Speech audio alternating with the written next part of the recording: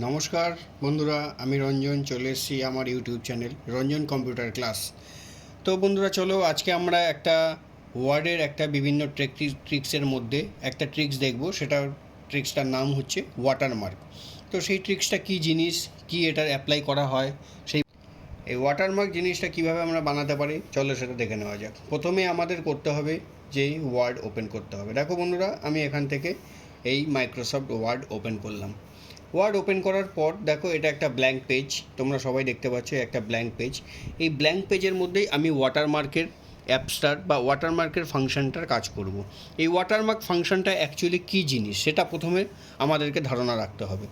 দেখো বিভিন্ন রকম সরকারি দপ্তর বা বিভিন্ন কম্পিউটারের ক্ষেত্রে বা বিভিন্ন রকম পরীক্ষার খাতা বা বিভিন্ন রকম প্রতিষ্ঠানের ওই ডকুমেন্টসের ক্ষেত্রে দেখবে বা কোনো কাগজের মধ্যে দেখবে হালকা করে কোনো একটা লেখা থাকে, যাতে সেই কাগজটার কোনো ডুপ্লিসিটি না হয় বা কোনো নকল না হয় বা নকল কাগজ কেউ ওর মধ্যে অ্যাড করতে না পারে।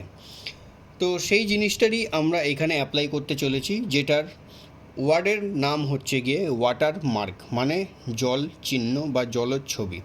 তো এই ওয়াটারমার্কটা কীভাবে অ্যাপ্লাই করব দেখে নেওয়া যাক। এই ওয়াটারমার্কটার মধ্যে তুমি তোমার নিজস্ব প্রতিষ্ঠানের নাম, কোনো কোম্পানির নাম বা তোমার নিজস্ব নাম দিয়ে তুমি এই ওয়াটারমার্কটাকে করতে পারো। তো চলো দেখে নেওয়া যাক সেটা আমরা কিভাবে অ্যাপ্লাই করব। দেখো ওয়ার্ড ওপেন করার পর প্রথমেই আমাদের করতে হবে হচ্ছে গিয়ে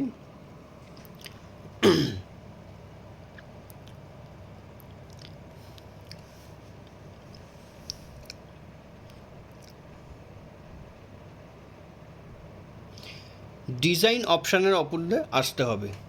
এই তোমরা দেখছো ডিজাইন অপশান, এই ডিজাইন অপশানটার মধ্যে তোমাদেরকে প্রথমে আসতে হবে। ডিজাইন অপশানটাতে আসার পর এইখানে দেখো ওয়াটারমার্ক বলে একটা অপশান দেওয়া রয়েছে। এই হচ্ছে ওয়াটারমার্ক, তোমরা দেখতে পাচ্ছ। এই ওয়াটারমার্ক অপশানটাতে ক্লিক করতে হবে। ওয়াটারমার্ক অপশানটাতে ক্লিক করার পর এখানে দেখো বিভিন্ন রকম কিছু স্যাম্পেল আমার কাছে দেওয়া রয়েছে।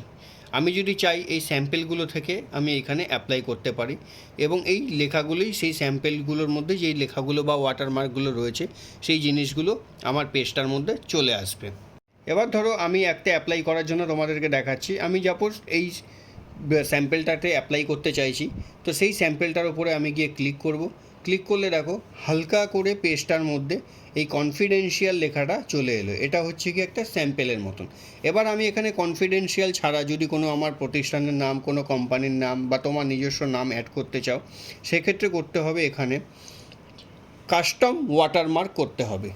কাস্টম ওয়াটারমার্কে যাওয়ার পর এইখানে দেখো দেওয়া রয়েছে টেক্সট, মানে তুমি যদি কোনো কিছু টেক্সট লিখতে চাও, তো এখানে দেখো কনফিডেন্সিয়াল টেক্সট লেখাটা রয়েছে।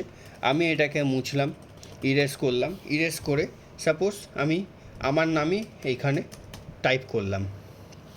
টাইপ করার পর এখান থেকে তোমরা বিভিন্ন কালারও দিতে পারবে। এখান থেকে দেখো কালার আছে, আমি কালার চুজ করলাম। লেখাটা ডায়াগোনাল থাকবে না হরাইজন্টাল থাকবে সেটাও তোমরা এখান থেকে চুজ করতে পারবে। এবং করার পর এখান থেকে ওকে অপশানটাতে অ্যাপ্লাই করলেই দেখো পেজটার মধ্যে সুন্দরভাবে তোমরা যে প্রতিষ্ঠানের নাম বা কোনো কোম্পানির নাম দিতে চাইছো সেই জিনিস। এছাড়াও তোমরা যদি মনে করো এই ওয়াটারমার্কটাকে লেখা না দিয়ে কোনো ছবি দিতে চাইছো, তো সেক্ষেত্রেও তোমরা এখান থেকে করতে পারো। কাস্টম ওয়াটারমার্কে যাবে, এখান থেকে পিকচার ওয়াটারমার্কের মধ্যে ঢুকবে। পিকচার ওয়াটারমার্কে ঢোকার পর এখান থেকে সিলেক্ট পিকচারে অপশানে ক্লিক করবে। সিলেক্ট পিকচার অপশানে ক্লিক করার পর তোমরা ধরো সাপোজ কোনো পিকচার নিতে চাইছো, তো সেইখান থেকে তুমি পিকচারটা চুজ করার জন্য ফ্রম ফাইল বা যে কোনো জায়গা থেকে একটা পিকচার চুজ করবে।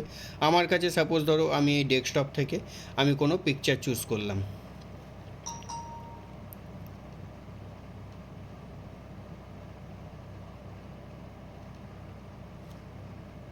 তো কাস্টম ওয়াটারমার্ক থেকে আমরা এই অপশানটাতে আসবো। ওখান থেকে সিলেক্ট পিকচার, তোমাদেরকে আরেকবার দেখিয়ে দিচ্ছি। দেখো এখান থেকে পিকচার ওয়াটারমার্ক করার পর সিলেক্ট পিকচার পড়ার পর আমার যেই পজিশনের মধ্যে ছবিটা রয়েছে সেখান থেকে আমি ব্রাউজ করে ছবিটাকে নেব। সাপোজ ধরো আমার এখানে একটা ছবি রয়েছে ডাউনলোডের মধ্যে, আমি ছবিটাকে সিলেক্ট করব। করার পর ইনসার্ট করার পর এখান থেকে করতে হবে হচ্ছে গিয়ে ওকে। করলে দেখো সুন্দরভাবে কিন্তু একটা রোজের ছবি হালকা করে ওয়াটারমার্ক হিসেবে তোমাদের পেজের মধ্যে অ্যাপ্লাই হয়ে গেছে। এইভাবেই তোমরা চাইলে কোনোভাবে টেক্সট বা কোনোভাবে পিকচার ওয়াটারমার্ক হিসেবে একটা পেজের মধ্যে অ্যাপ্লাই করতে পারো। তো আশা করি তোমাদের যদি এই ভিডিওটা খুব ভালো লেগে থাকে দয়া করে আমার চ্যানেলটাকে সাবস্ক্রাইব, ফলো এবং লাইক দিয়ে আমার পাশে থাকবেন। আশা করি বন্ধুরা এইভাবেই আমার পাশে থেকো। ধন্যবাদ।